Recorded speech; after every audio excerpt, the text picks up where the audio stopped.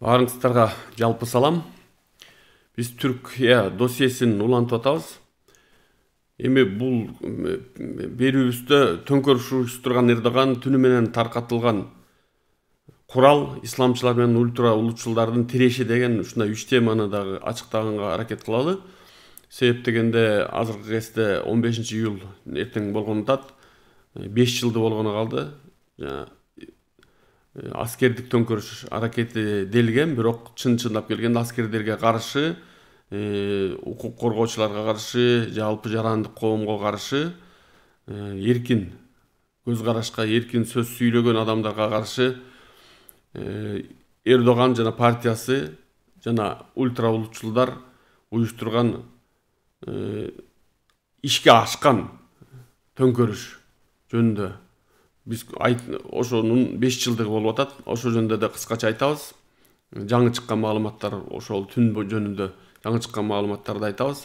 Андан сырткары ошо маалыматтарга жараша эмне болгон, ошо куралдар кимге таратылган, түнү менен эмне үчүн ал куралдар кайра чогултурулган эмес, эмне үчүн Түркияда куралдануу, жөнөкөй карапайым жарандардын куралдануусу күндөн күнгө күчөп баратканын жөнүндө бир учкай айтабыз. Андан кийин исламчылар менен ультра улутчулдар ушул күнгө чейин бири-бири менен коалиция түзүп келген азыр курама өкмөттүн 2 мүчөсүнүн эмне үчүн азыр жакында бири-бири менен бири-бирине каршы чыгып баштаганы жана бири-бирине каршы аракеттери күчөп кетиши мүмкүн экендиги жөнүндө айтабыз. Биринчи темадан баштасак, ошо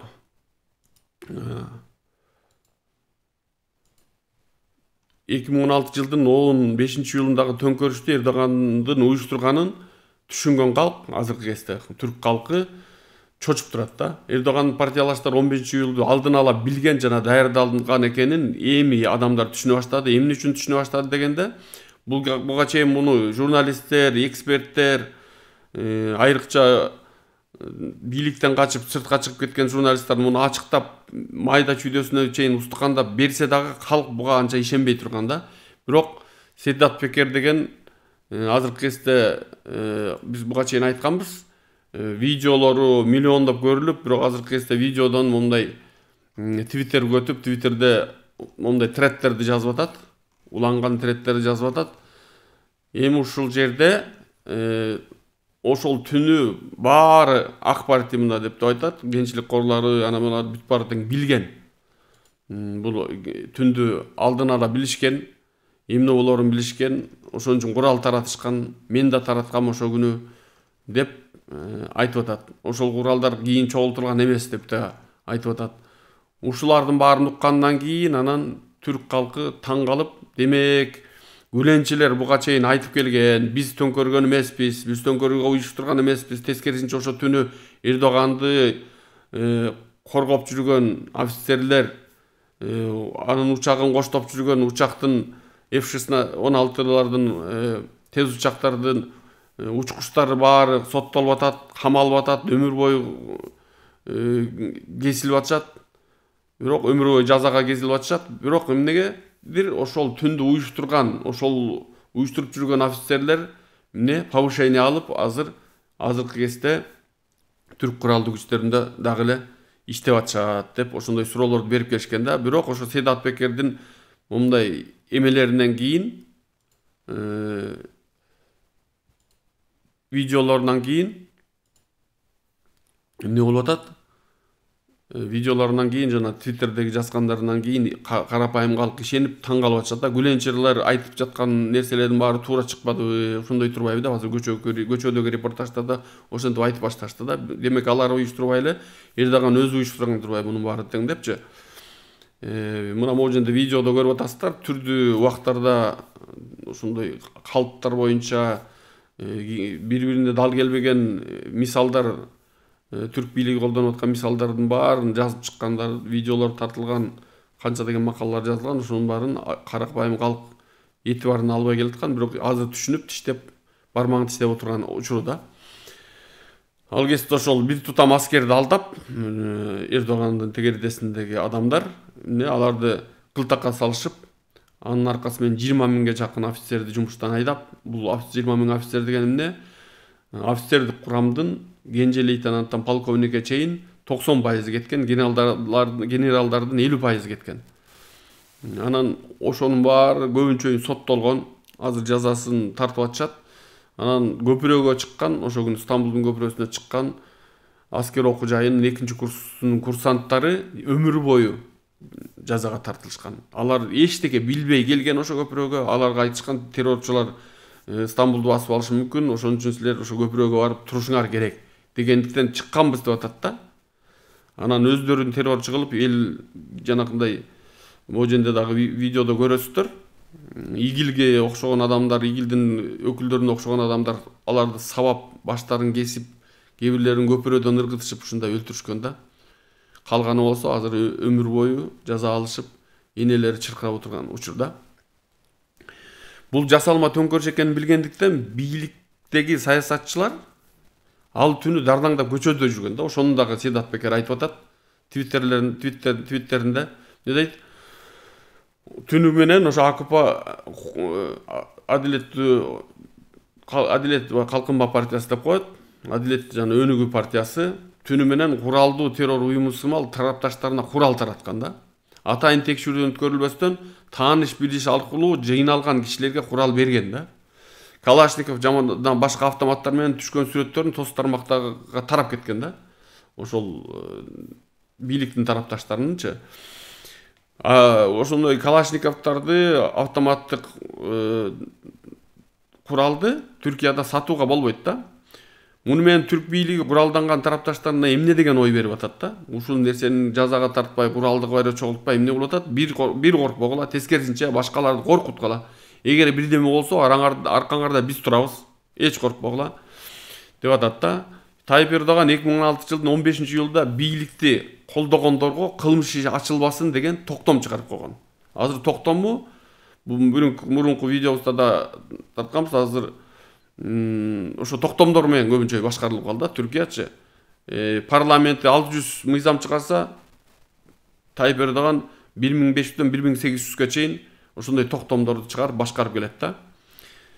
Эгер бийликти жактасаң, мындай курал менен кааласаң киши өлтүрсөң болот. Эгер жактабасаң, сүргүнгө айдаласың, түрмөгө түшөсүң, керек болсо өлтүрүлөсүң. Баардык укуктарың алынат деген бир коомго бир мындай месседж берип атат да. Ушундай нерселер мененчи.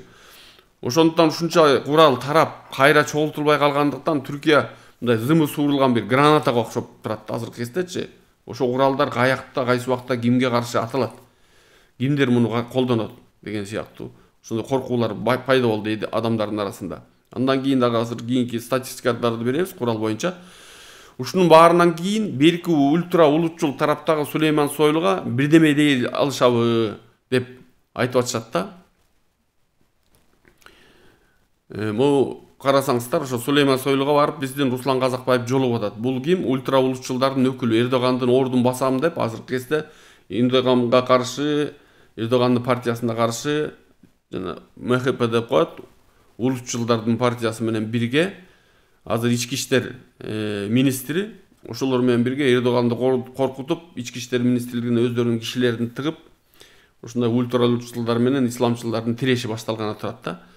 Бул боюнча да биз көп нерселерди айтканбыз. Руслан Казакбаев барганы, бул киши менен жолукканы, андан мурун тышкы иштер министри менен былтыр ноябрда жолугуп, феткулакчыларга каршы чогуу күрөшөбүз деген заявление жасаганы жөнүндө бирдиктүү Түркиянын тышкы иштер министри менен бирге, Чабыш оглу менен бирге Руслан Казакбаев жөнүндө биз видеолорубузду карасаңыздар болот тылый жакта.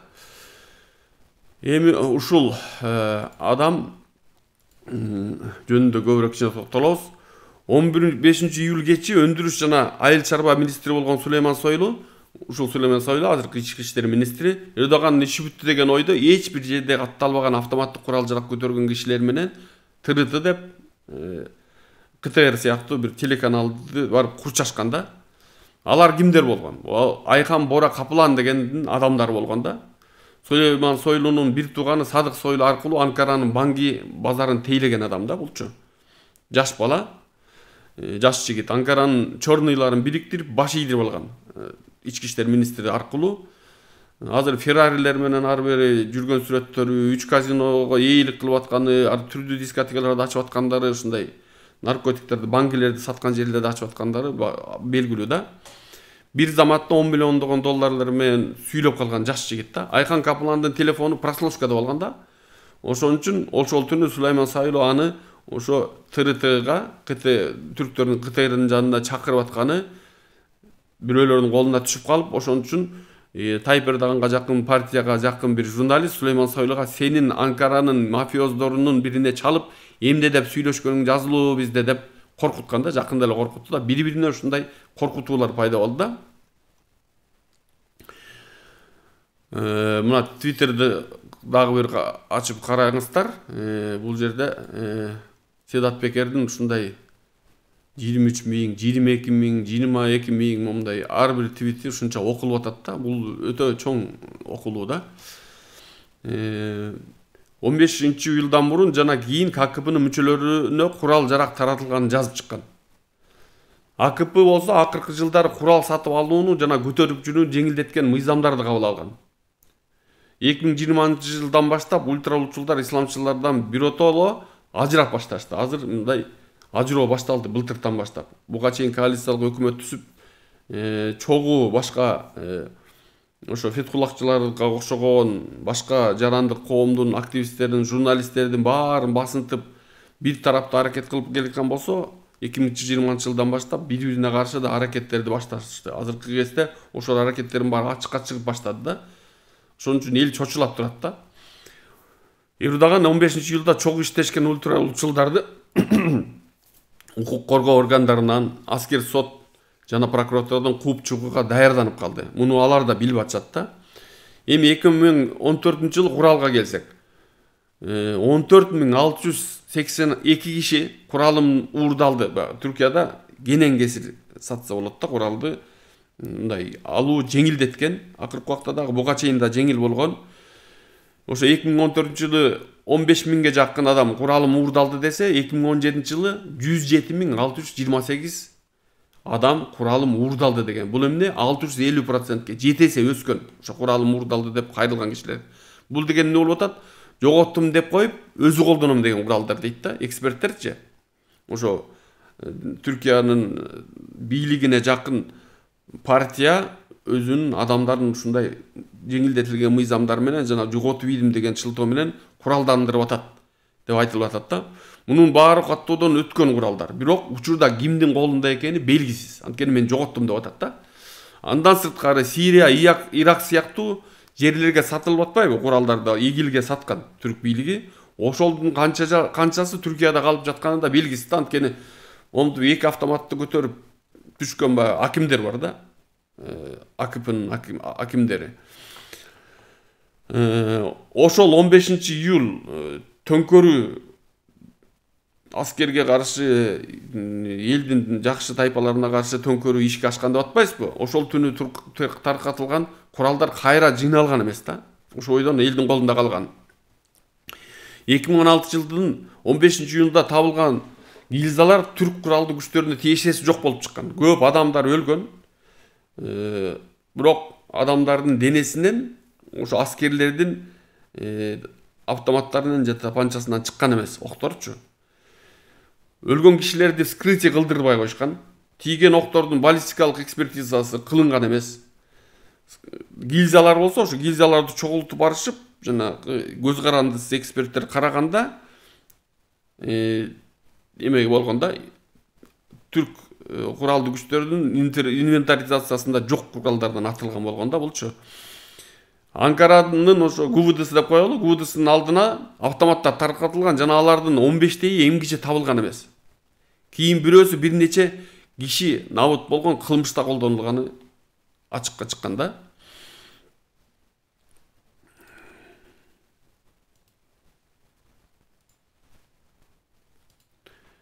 Эми Тайып Эрдоган бир айдан бери ошо Сулейман Сойлуну, бул ультралуучулар менен исламчылар куралданып атат.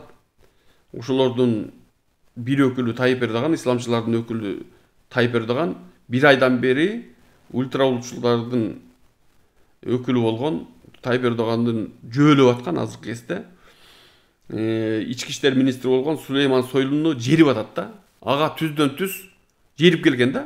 Бирок азыр бир кызыктуу нерсени айтабыз да. Ага түздөн түз тиешелүү жыйналышка да келбесин деген ишарат бердирген да. Ошо полицейлерди жыйнаганда дагы Эрдоган жолуккан, бирок Сулейман Сойлуну чакыртпай койгон. Атайын айтылган, сен келбей эле кой бул жерге депчи.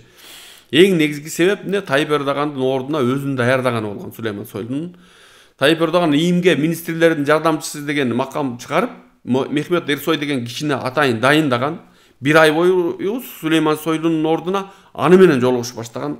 Элестетиңиздер. Биздин президент ички иштер министри менен жолукпай, анын ордуна бир атайын макамда коюп, ошого бир адамды отургузуп, ошо менен жолугуп баштаган. Бул ачыктан ачык, сенин ордуңа ушу келет, сен өз сыйың менен кетип калсаң жакшы болмок деген сыяктуу сөз да.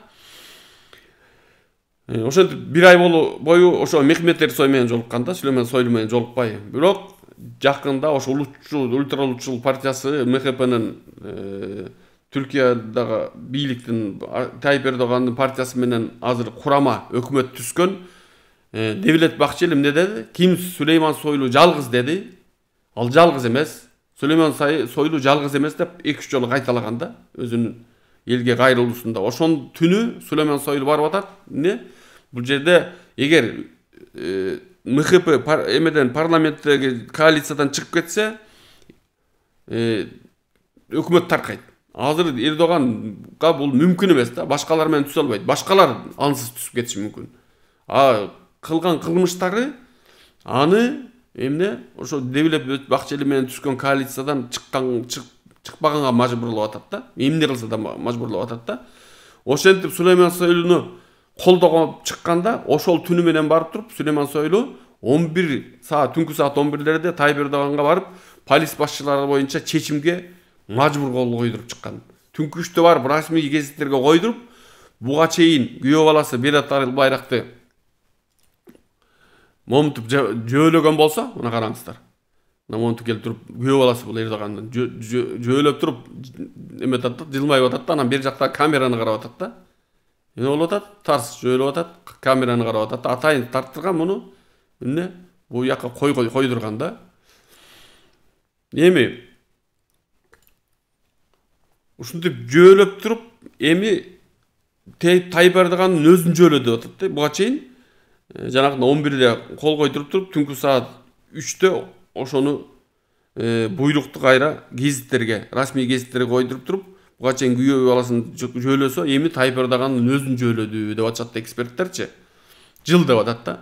Седат Пекер менен Тайып Эрдогандын аракеттерине карабастан анча-мынча кыйшаңдаган полистерге али өмүрү узун экенин далилдеди. Бул бир чети Тайып Эрдоганды ордуна койду, экинчи чети деп бугун кетчү киши болуп калды окшойт деп ойлоп калгандарын полис башчыларына да аларды да ордуна койду да. Кийинки кадам болсо эмне болду? Тайып Эрдоган ошо бир айдан бери аны менен бир дагы сүрөткө түшпөй аткан да. Негизи Түркияда Тайып Эрдоган менен бир сүрөткө кирсең, бир сүрөткө түшсөң, бир кадрга түшүп алсаң, аны менен любой эшикти ачсаң болот да. Любой эшикке барып адамдарды каалаган нерсеңди кылдырсаң болот. Ошон үчүн жанына жолотпой койгону эмненин белгиси болгон? Бул адам кетет, буга эч ким баш ийбесин деген сыяктуу. Ошо полистер дагы Сулейман Сойлунун өзүнүн командасынан сырткаркы полистер анча-мынча баш ийбей баштаган, кыйшаңдай баштаган, бирок ошо менен ордуна азыр коп койду Сулейман Сойлу. Тайып Эрдоганды да ордуна койду, ошондой полистерди да ордуна койду да. Эми андан кийин момунтип сүрөткө түшүп Тайып Эрдоган менен Диярбакыр деген шаарга барып сүрөткө түшүп, эмне кылды? Бул сүрөттү койдуруп туруп, адамдарга айтып атат, мен кайра ордунда калдым, менин өмүрүм, саясий өмүрүм узун, керек болсо силердин актап жактап аткан Эрдоганыңардан дагы өмүрүм узунураак деп көрсөтүп атат да. Так, учурда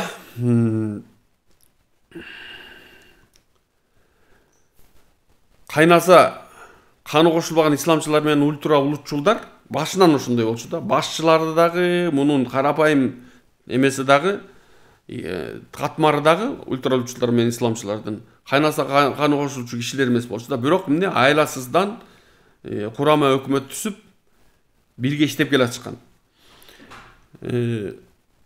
Tayyip Erdoğan менен Devlet Bahçeli bir günü birinin arkadan atarın bilişet da. Oşoğa жараша iş alıp barışat da. Birine karşı iş alıp barışat. Azırkı vakta güçөгөндөн güçөp кетип баратат да. Учурда ички иштер министрлигинин маанилүү жеринен да ультра улутчул кадрлар жайгаштырылды. Кайра Sedat Peker'den tayak çeken Süleyman Soylu, Sedat Peker деп жанагы мафиозиден сыртка качып кеткен вор в законе да, Мореки. Бул ушинтип Сулейман Сойлуга аябай асылып атат да.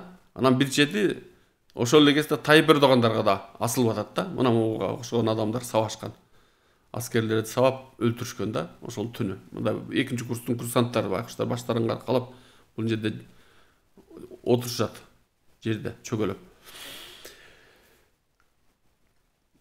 Кайра ушул Sedat Peker'den tayak çeken Süleyman Soylu МХП менен АКП партиясынын коалициясын бузуучу бир фигурага айланды деп атат да азыркы кезде эксперттер.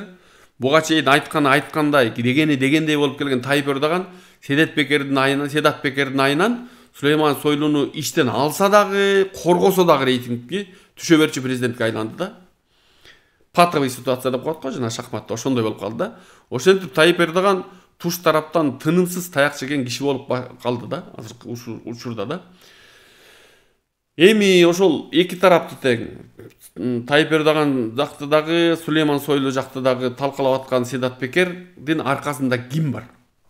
Ал ушул күнгө чейин мынчалык так маалыматтарды кайдан алып жатат дегенде эми бул акыркы твиттеринде билинди да.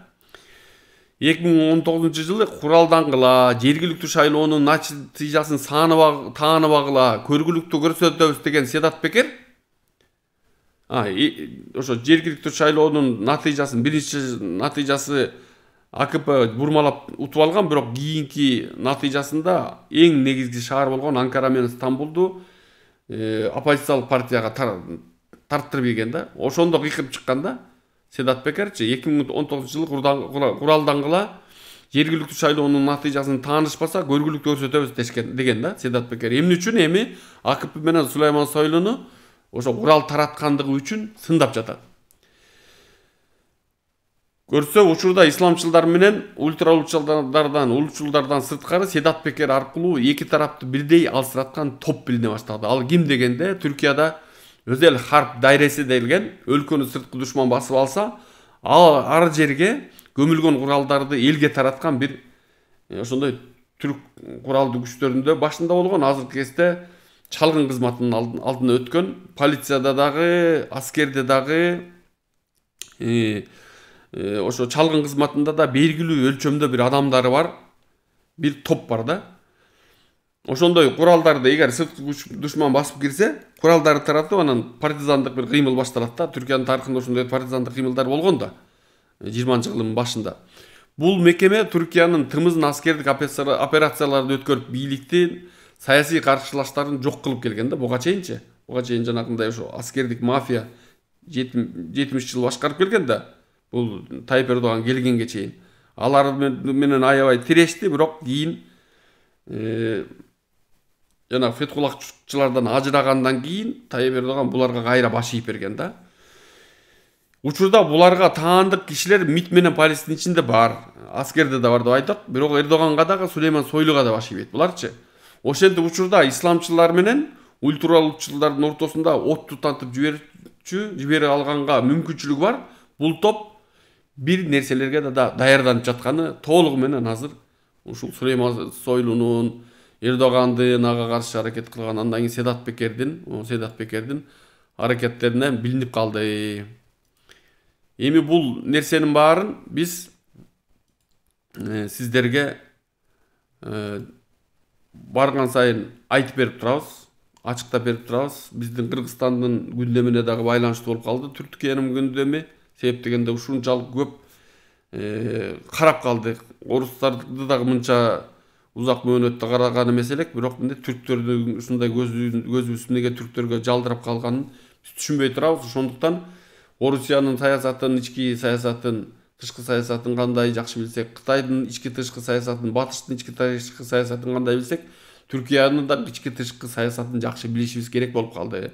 Бул видеону балким биз тартып аткан видеолорду балким чакал эле эл көрүп атат, бирок ошолорго керек болсо ошол бийликтегилер дагы ушул видеолорду көрсө, ушуга жараша биз толугу менен туура нерсени, баардык жакшы нерсе тууралуу сонун айтып берип атабыз деп айткан жокпуз. Бирок эмне белгилүү бир кызыгуу, белгилүү бир бул жерде эң күчтүү Түркиянын оппозициялык журналисттердин изилдөөлөрү, иликтөөлөрүнө таянган ушундай видеолорду тартып атабыз. Көрүп туруңуздар. Сиздерге муну пайдаланам дегендерге сөзсүз пайдасы тиет деп ишенебиз биз. Чоң рахмат баарыңыздарга. Биз менен бүгүн да аягына чейин болгондорго айрыкча чоң рахмат. Жакшы туруңуздар, оорубаңыздар. Ооругандар тезирээк сакайып кетсин.